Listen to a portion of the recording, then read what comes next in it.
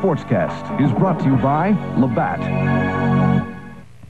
Sure sign of new seasons approaching. We're into the last month, almost, of baseball. I just saw Wayne Gretzky playing hockey on television. Well, it is a time when we are hoping for the Expos to start making a serious move toward the top in the East Division. And it would seem the schedule maker has things going a bit their way with the various early week matchups which begin tonight. At the stadium, the Expos are hosting the Cincinnati Reds in a series starter. It would appear to be advantage Expos. If Steve Rogers can do his regular thing, he'll start tonight, broadcast time 7:20 on CFCF Radio 60. Elsewhere this evening, so far as the rest of the teams at or near the East Division top are concerned, the first-place St. Louis Cardinals continue their West Coast trip against the Dodgers in Los Angeles. Atlanta at Philadelphia, they have a twilight doubleheader, and the Pittsburgh Pirates play in San Diego. In that doubleheader in Philly, the first game is now into the fourth inning. Still no score. To refresh your minds heading into this new week, it's like this in the East Division. The Cardinals are on top with the Phillies 2 games behind, and the Expos and the Pirates tied, trailing by 5.5. Nobody in the top 4 out of it yet, despite what some negative-sounding types are saying these days around Montreal. Well, it seems the Manique are destined to leave us hanging at playoff time. They did it last season, and they're doing it again now, following their 1-0 setback in overtime last night in Fort Lauderdale. Goalkeeper Bob Rigby of the Manique was the big individual story simply because he played so well, as these highlights will prove. In the second half, the Strikers had 12 shots on Rigby, a sizable total by soccer standards, while the Manique were managing just 3 at Jan van der Beven at the other end of the field. The Strikers fired high and wide and off the post, and when they were on the net, Rigby was sensational in keeping the Fort Lauderdale team off the board through the full 90 minutes of regulation time. Considering the way the game was played, I guess it was a case of justice triumphs when the Strikers scored the game-winning goal after only 19 seconds of sudden death play. Bronco Sakota, the goal scorer. So now it's down to winner-take-all Wednesday night in Fort Lauderdale. As the Canadian Football League season nears the halfway point, we continue to get examples that the best kind of football, certainly from an entertainment standpoint, is being played out west, and especially when 2 Western teams are involved. The latest example came yesterday in Edmonton when the Eskimos were beaten by the Saskatchewan Roughriders.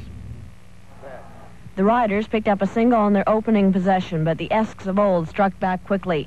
Warren Moon to Waddell Smith on the sideline, 1-on-1 with Marcellus Green. The ball on the money, a 50-yard touchdown. Still in the first quarter, Dan Kepley didn't even move an inch standing in front of Walters. He picks off this Joe Adams pass, but only a field goal resulted.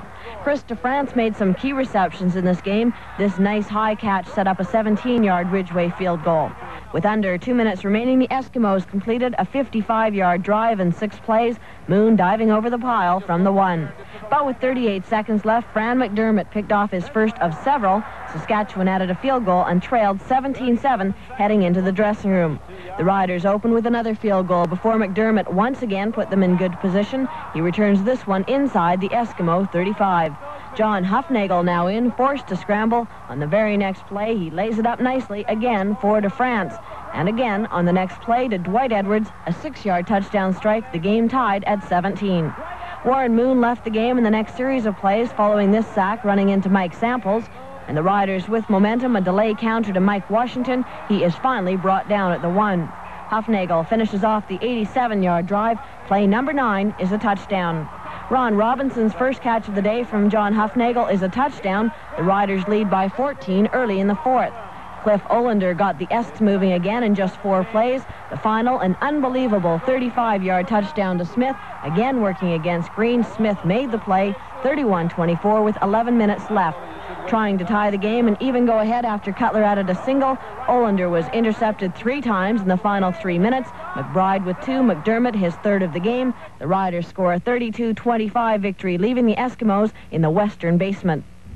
Stateside, National Football League player reps are meeting in Chicago, but as yet no strike vote announced as some expected. However, they are saying they are prepared to strike if the owners don't agree to their monetary demands. They say it's not a case of if, but when. The World Series of Golf began its format as a television event for the exclusive use of the winners of the game's so-called Big Four major championships. It's been expanded, but yesterday at the Firestone course in Akron, 2 of this year's major winners, Masters champion Craig Stadler and PGA champion Ray Floyd, played off for the championship.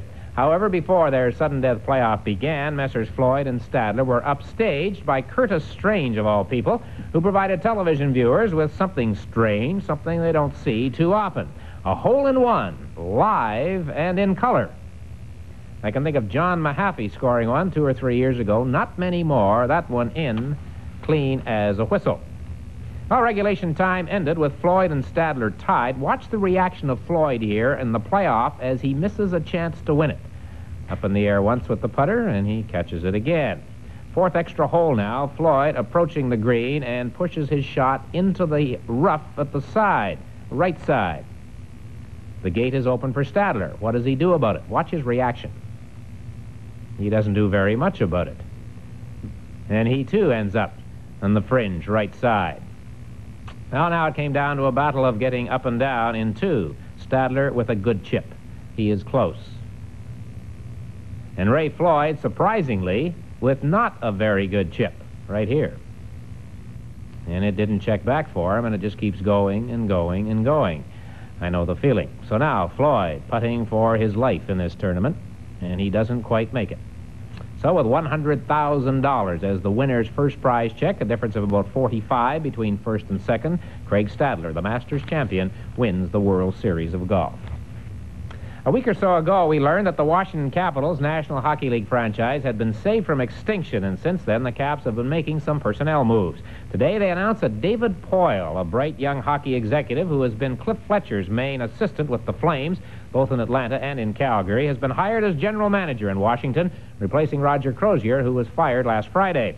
And the Caps obtained another player from the Chicago Blackhawks. First, it was defenseman Dave Hutchison. Now it's left-winger Ted Bully in return for the familiar future considerations. Well, the Canadiens' news is mainly of the legal variety. For example, the end of last week was the deadline for the contract offer and acceptance and all that from Mark Napier, who has now decided that his case will go to arbitration. Stay tuned for further legal developments from within the ranks.